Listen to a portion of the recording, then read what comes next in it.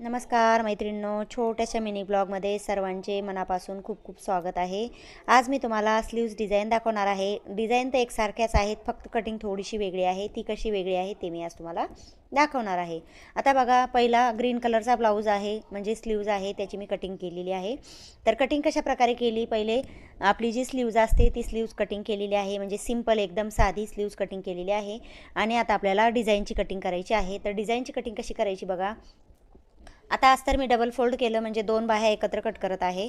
तर आता ही बाही मी कट केलेली आहे, ती आपली फक्त ब्लाऊज पीसचा जो कापड आहे त्या कापडाची कटिंग केलेली आहे। आता ह्या स्लीव्जला जी प्लेट टाकते मी, ती एकसारखी टाकते, म्हणजे वरच्या दिशेला आणि खालच्या दिशेला प्लेट एकसारख्या टाकून घ्यायच्या आहेत आपल्याला। तर ह्या एकसारख्या अर्ध्या अर्ध्या इंचाच्या मी प्लेट टाकून घेतलेल्या आहेत। आणि खाली काय करायचं, आपल्याला जो ब्लाऊजचा म्हणजे काठ आहे तो काठ आपल्याला खालच्या दिशेला लावायचा आहे।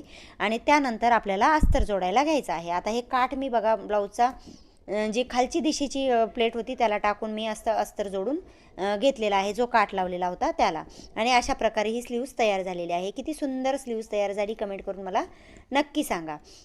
आता आपण दुसरी स्लीव्स कटिंग करायला घेणार आहोत। तर आता आपल्याला ह्या कापडाला अस्तर लावायचं नाही आहे।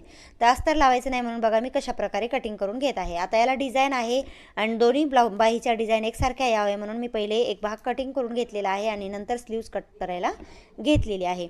आता एक बाही मी तुम्हाला शिवून दाखवते कशा प्रकारे शिवायची आहे। तर आता ह्या प्लेट आहेत, ह्या विरुद्ध दिशेने केलेल्या आहेत। मी यांना थोडासा पफ जास्त पाहिजे होता म्हणून मी विरुद्ध दिशेने प्लेट केलेल्या आहेत।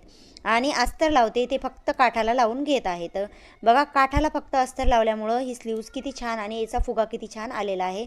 कोणती स्लीव्ज आवडली तुम्हाला नक्की मला कमेंट करून सांगा। दोन्ही स्लीव्ज एकसारख्या आणि छान झालेल्या आहेत। तुम्हाला आवडल्या का, कमेंट करून मला नक्की सांगा आणि सबस्क्राईब करायला विसरू नका। धन्यवाद।